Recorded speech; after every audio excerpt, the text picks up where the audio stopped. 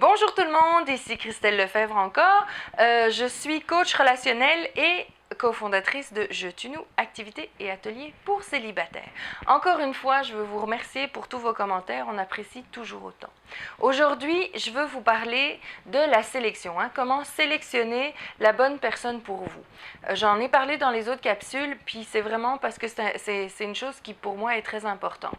Pourquoi on doit faire une bonne sélection? La première chose, c'est pour vraiment éduquer votre cerveau à identifier la bonne cible. Vous avez sans doute vécu ça, vous décidez, vous voulez acheter une voiture, vous décidez c'est quoi le modèle, c'est quoi la couleur, etc. Et puis là, vous vous mettez à les voir partout dans la rue. C'est pas parce que vous avez lancé une mode, puis que du coup tout le monde vous imite. Il y en avait autant avant de ces voitures-là dans les rues, c'est juste que vous ne les voyez pas parce que votre cerveau n'avait pas assez interprété cette donnée-là. Plus vous pensez à quelque chose, plus votre cerveau va l'identifier dans l'environnement. Donc, c'est important de clairement cibler ce que vous voulez. C'est la même chose quand une femme veut avoir des enfants ou un monsieur qui veut avoir des enfants.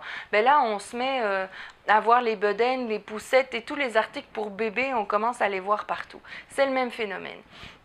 Je dis souvent à mes clients puis aux participants des activités que si vous aviez la bonne personne devant vous, là, juste en face de vous, peut-être vous ne la verriez pas parce que votre cerveau n'a pas identifié que c'est la bonne personne pour vous.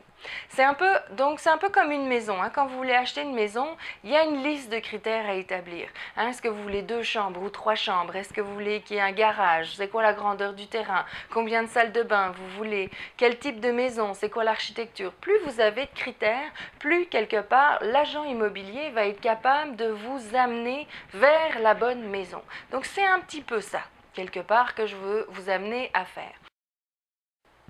Alors, je vous propose de faire une liste de critères en 4 parties. La première partie, ce sont les critères physiques.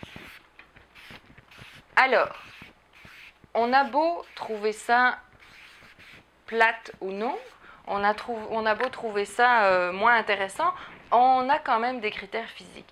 Par exemple, si une femme n'est pas tellement à l'aise avec un homme qui est plus petit qu'elle, on aura beau faire, ce sera difficile pour elle, même si la personne a tout le reste qu'il faut, ce sera difficile pour la personne de bien sentir puis d'avoir envie que cette relation évolue.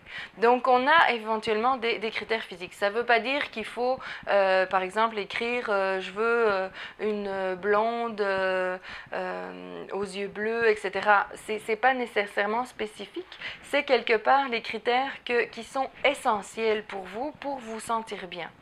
Donc, ça, c'est une première chose. La deuxième partie, ce sont les traits de personnalité. Donc, je vais mettre traits de personnalité. Voilà. Donc, en fait, c'est un petit peu une description de la personne.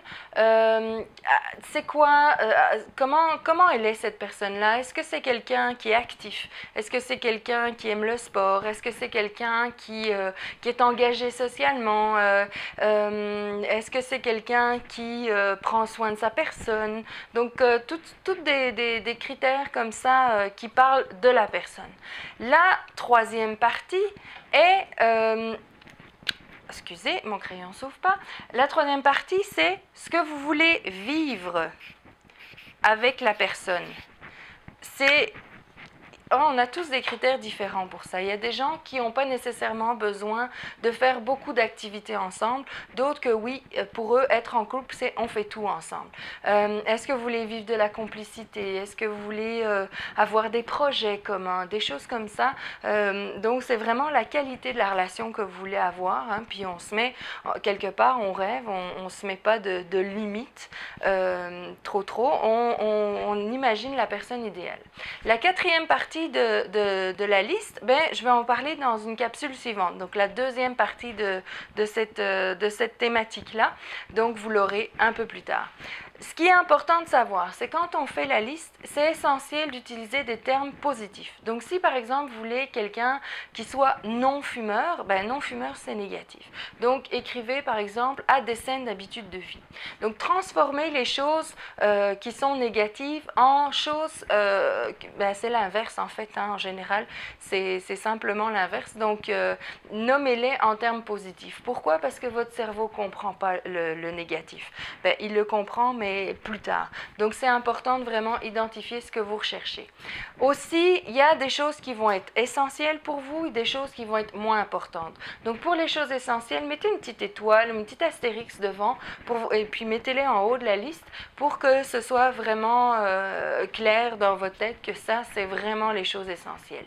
Le reste, ben, on est encore capable de faire, de faire des compromis avec ça. Consultez souvent la liste pour la compléter, la modifier, pour vous en imprégner. Hein. Encore une fois, c'est une question d'éducation de votre cerveau. Et puis justement, pour toujours, c'est toujours un travail en continu. Hein. C'est jamais complètement fini, une liste. Donc, plus vous allez la bonifier, plus ça va être clair. Et vous allez voir, c'est étonnant à quel point vous allez chaque fois vous rapprocher de plus en plus de la personne idéale que vous recherchez. Alors, j'avais envie de vous poser une petite question encore aujourd'hui. Justement, quels sont les éléments principaux que vous recherchez chez un conjoint ou une conjointe? On aimerait ça que vous nous en parliez. Alors, je vous remercie beaucoup de votre attention et je vous dis à la prochaine capsule pour parler de la 4e partie.